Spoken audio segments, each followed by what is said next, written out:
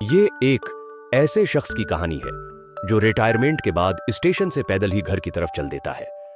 चांदनी में सुनसान सड़क पर खामोश चलता हुआ वो अपनी बीती हुई जिंदगी, दफ्तर में अपनी कारकर्दगी और बीवी के साथ खुद के रिश्तों पर गौर करता जाता है। मगर तभी उसे एहसास होता है कि कोई उसका पीछा कर रहा है, और जब तक उसे इस बात का यकीन होता है तब तक उसे अपने खुसर के कत्ल के इल्जाम में गिरफ्तार किया जा चुका होता है। बाबर ने फैसला किया कि वो अपना सामान वहीं स्टेशन मास्टर की निगरानी में छोड़कर पैदल ही अपने गांव को हो ले। चांदनी रात है और ज्यादा से ज्यादा 2.5 मील का फासला है। चलो, उसने अपने आप को हुक्म दिया और मुस्कुराने लगा। इरे भाई, रिटायर होके आ रहे हो, अब भी हुक्म वकम चलाते रहोगे तो औरों को छोड़ दूं अपना कहना खुद आप भी न मानोगे। स्टेशन मास्टर से मिलकर वो रेलवे प्लेटफार्म से बाहर आ गया और उसकी आंखों से बरामद होकर इसके सामने एक सड़क दूर दूर तक सीधी बुझती चली गई। सड़क के दोनों किनारों पर बरगद के दरख्त दाढ़ियां लटकाए चुपचाप गवैया हथियार डालकर नहते खड़े थे। खबरदार, फिरार होने की कोशिश की तो गाड़ के रख दूंगा। बाबर के नाम से बड़े बड़े डाकू कानों पर हाथ रखते थे। नहीं, कानों तक नहीं, एकदम सीधे ऊपर उठा। बरगद का वो दरख्त तो नरापरा राम सिंह दिखाई दे रहा था। बाबर की आंखों की दोनाली बंदूक के सामने दोनों हाथ ऊपर उठाए। बाबर हंसने लगा। जब तक आजाद था चारों तरफ धांधली मचाए हुए था, पर अब गड़ गया है तो दाढ़ी खोल के फकीर बन गया है। नहीं, बाबर ने जरा संजीदा होकर अपने आप से इत्तेफाक करने से इनकार कर दिया। राम सिंह तूफानी जरूर था, लेकिन शुरू से ही दिल का गहरा और गड़ा हुआ फकीर था। वो सड़क पर उतराया और उसके कदम तेज तेज अपनी हवेली की तरफ उठने लगे। मैं न्याछा ही किया कि इतला दिए बगैर चला आया हूं। निशु को हमेशा शिकायत रहती है कि मैं इतला के बगैर अचानक गायब हो जाता हूं, और इतला के बगैर आ जाता हूं तब भी यही लगता है कि किसी डाकू की कैद से 1 आध घंटे की मेहनत लेके आए हो। चलो, अच्छा हुआ इस धंधे से छुटकारा हो गया है। अब मजे से सारी उम्र अपने गांव की हवेली में गुजार देंगे। जो मन में आया करेंगे, पर जो कुछ भी करना है वो तो तुम क्रच के हो बाबर। नहीं, अभी हमें बड़े बड़े डाके डालने हैं नशु, और फिर इकट्ठा सूली पर चढ़ना है। तो ठीक है मेरे डाकू, मैं अभी जाके तुम्हारे गार की झाड़ फूंक करती हूं। अभी? और क्या, इतनी बड़ी हवेली है, 2-4 माह भी पहले गांव न गई तो क्या हम चमगादड़ हैं कि वहां चेन से अल्टा लटक कर गुजार देंगे। तुम अपनी रिटायरमेंट पर चले आना, मैं अभी जाके हवेली को रहने के काबिल बनाती हूं। तो फिर मुझे कौन इस काबिल बनाएगा कि मैं तुम्हारी हवेली में रह सकूं।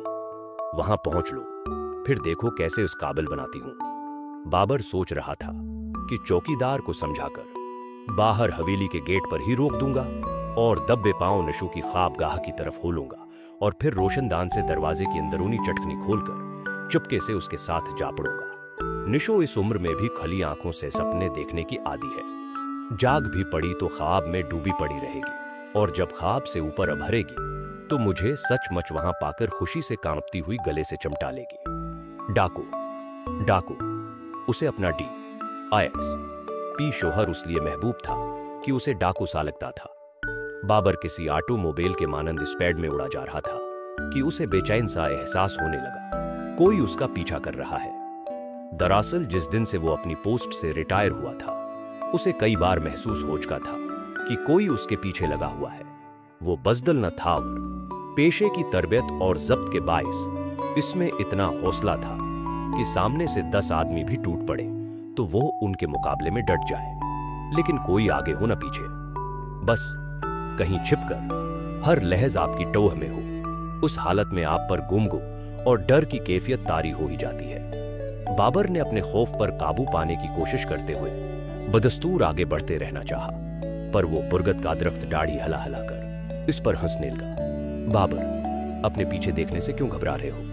देखो, वो देखो, कौन आ रहा है। बाबर ने तेजी से अपना सुर मोड़ लिया। पीछे कोई भी नहीं आ रहा था।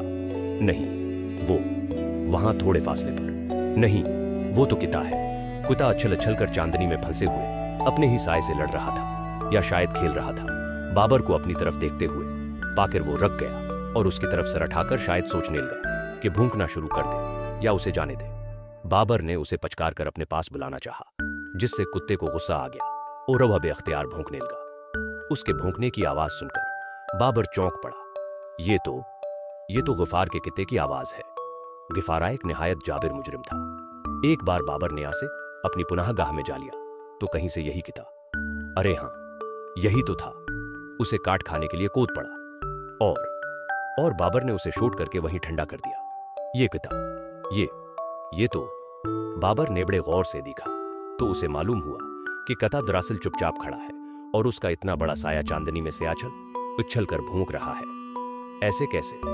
नहीं, साया भी खामोश था और किताब भी, लेकिन उसके कानों में भूंकने की सदाजों की तू आ रही थी। बाबर को अपने पांव बड़े वजनी महसूस होने लगे, लेकिन वे हिम्मत करके अपने रास्ते पर तेज तेज हो लिया।